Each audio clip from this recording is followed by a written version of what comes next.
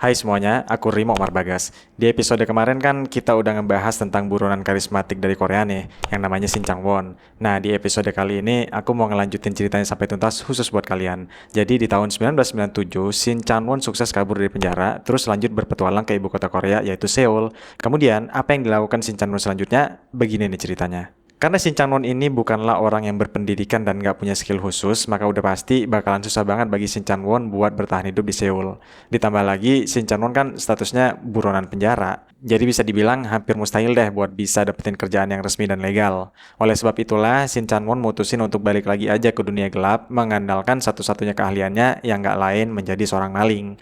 Uniknya, di masa itu Shin Chang-won bukannya dihujat atau dihina-hina atau direndah-rendahkan, malahan Shin Chang-won dipandang warga Korea sebagai maling budiman yang punya rasa solidaritas yang sangat tinggi. Karena tiap kali Shin Chang-won ngebobol harta dari rumahnya orang-orang kaya, duit-duitnya itu dan perhiasan-perhiasannya itu malah Shin Chang-won bagi-bagiin ke panti jompo sama panti asuhan. Tujuannya buat ngebantu ngeringanin beban dari para lansia dan anak-anak yatim piatu. Pernah ada seorang wartawan yang ngewawancarain kepala panti asuhan yang pernah ditolong sama Shin Chang-won. Kata kepala panti itu, Shin Chang-won ini emang sering banget datang buat nemenin anak-anak main. Malahan ada kalanya juga dia rajin banget bawain makanan buat para lansia, ikut bantuin bersih-bersih, ngerjain tugas rumahan, sampai kerjaan di ladang pun Shin Chang-won juga sudi ngelakuinnya. Mungkin itulah sebabnya ya alasan kepolisian Korea nggak kunjung bisa nangkep Shin Chang-won. Meskipun kepolisian Korea Selatan udah nambahin personel dari 6 kantor kepolisian pusat dan ngabisin banyak banget duit, tenaga sama biaya, tapi tetap aja nggak bisa nangkepin Shin Chang-won. Polisi sempat curiga, jangan-jangan pihak panti jompo sama pihak panti asuhan lah yang ngebantuin nyembunyiin Shin Chang-won. Soalnya tiap kali nemu sedikit petunjuk dan udah hampir ngeciduk Shin Chang-won ini selalu aja berhasil kabur. Polisi pun mulai nyelidikin pihak panti asuhan dan panti jompo, tapi hasilnya nihil. Mereka sama sekali nggak kebukti ngebantu nyembunyiin Shin Chang-won. Pertanyaan besarnya, kalau emang bukan pihak panti jompo dan panti asuhan yang ngebantu, terus kok bisa-bisanya sih Shin Chang-won selicin itu? Usut punya usut, selidik punya selidik, ternyata ini semua gara-gara cewek-cewek yang ada di sekitarannya Shin Chang-won. Jadi pada 10 hari pertama Shin Chang-won kabur dari penjara, Shin Chang-won ini udah berhasil dapetin satu cewek buat dijadiin pacar. Bayangin loh, cuma butuh waktu 10 hari doang. Hal yang bikin kaum jomblo pasti kena mental. Pacar pertamanya ini tuh seorang pelayan di sebuah kafe. Nama lengkapnya nggak ketahuan, tapi yang jelas marganya itu Kim. Jadi kedepannya akan aku panggil Nona Kim aja ya. Aku berasumsi Nona Kim itu cantik karena biasanya pegawai yang kerjanya bertemu langsung dengan tamu itu emang dipilih yang cantik-cantik. Kayak resepsionis hotel, SPG, dan tentu aja pelayan restoran ini. Pertanyaan berikutnya, kok bisa sih seorang gadis muda dan cantik kayak Nona Kim ini bisa jatuh ke pelukannya Shin Chang-won yang asal-usulnya aja nggak jelas? Dari hasil penyelidikan polisi belakangan, diketahuilah kalau Shin Chang-won ini make kartu kreditnya orang kaya yang habis dia colong, terus dalam waktu sehari aja Shin Chang-won ngeborongin baju, sepatu, sama tas mahal buat si Nona Kim ini. Total belanjaannya itu sekitar 2 juta won atau 6 juta rupiah. 6 juta rupiah di tahun segitu tuh nominal yang gede banget loh. Kalau mau dikonversiin ke rupiah zaman sekarang udah termasuk inflasi, 6 juta rupiah itu setara dengan 47 juta rupiah. Gokil nggak tuh? Jadi nggak begitu heran kan kalau cewek secantik Nona Kim akhirnya kepincut sama cowok modelan Shin Chang-won yang meski asal-usulnya itu belum diketahui dengan jelas.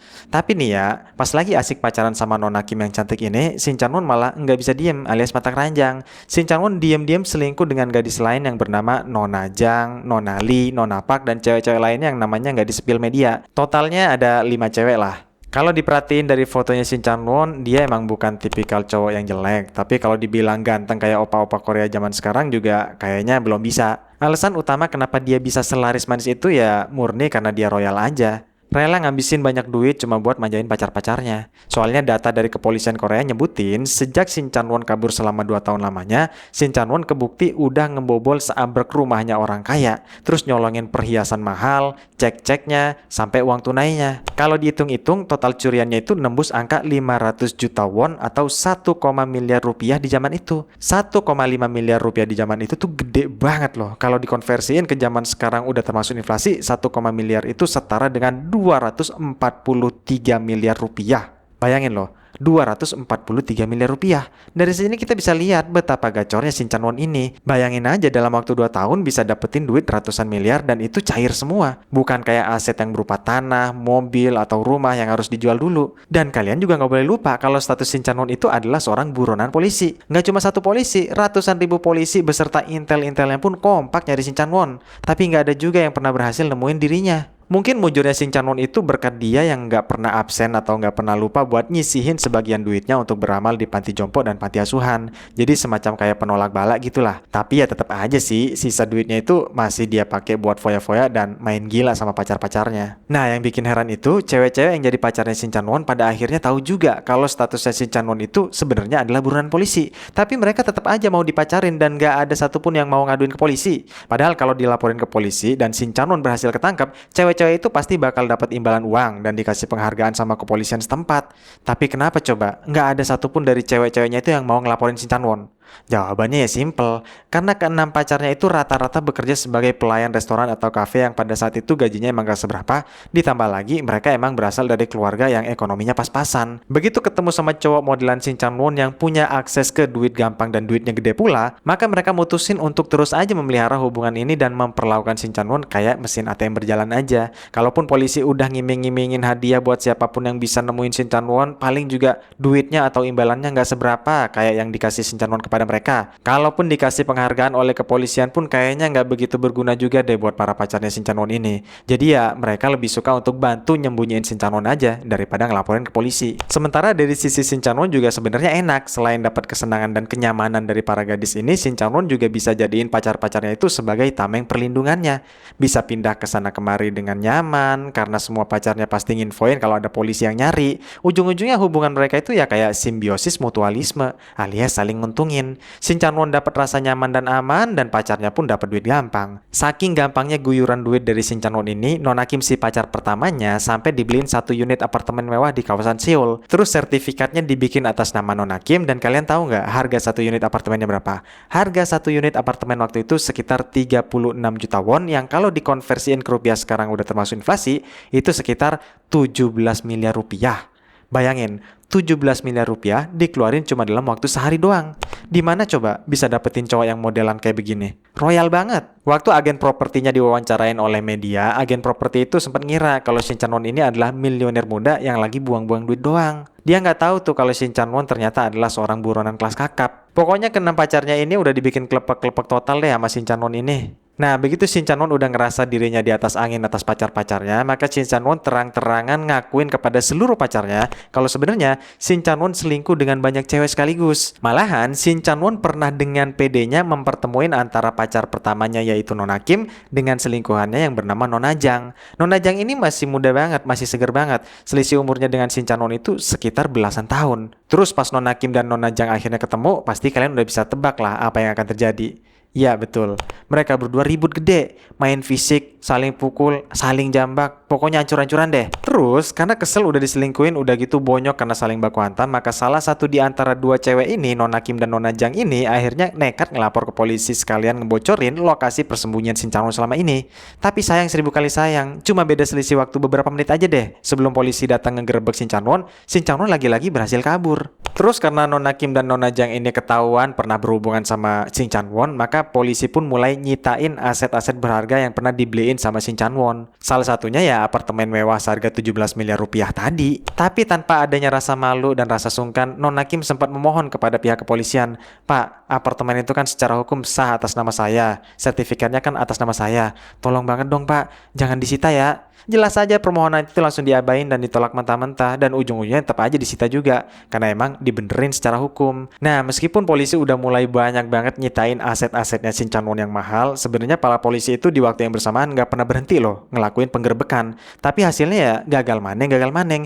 Entah gimana caranya, tapi Shin Chan-won ini emang selicin itu loh. Shin Chan-won selalu bisa ngebuktiin kalau dirinya itu selalu selangkah lebih dulu dibanding kepolisian. Sampai di titik ini bisa dibilang pengejaran Shin Chan-won itu rasanya bukan lagi sekedar untuk mulihin aset-aset yang udah dia curi, tapi juga untuk memulihin nama baik kepolisian Korea yang selalu kegocek sama aksinya Shin Chan-won. Kasarannya mah ini bukan lagi tentang penegakan hukum, tapi tentang menegakkan marwah dan nama baik kepolisian Korea. Terus gimana dong ceritanya sampai akhirnya Shin Chan-won ini bisa ketangkep? Ceritanya tuh sebenarnya sederhana banget, mungkin di antara kalian pun nggak ada yang nyangka. Jadi, pada tanggal 16 Juli tahun 1999, tepatnya di kota Suncheon, ada seorang bapak-bapak tukang servis yang khusus nanganin saluran pipa gas. Waktu itu, si tukang pipa ini dapat telepon untuk nanganin kasus pipa gas yang rusak dari seorang bapak-bapak yang tinggal di sebuah apartemen. Singkat kata singkat cerita, si tukang gas itu datanglah tuh ke apartemennya si bapak-bapak ini. Dan pas udah kelar ngebenerin semua kerusakan masakannya, si tukang pipa ini merhatiin dengan bener-bener tuh raut wajah bapak yang punya apartemen ini.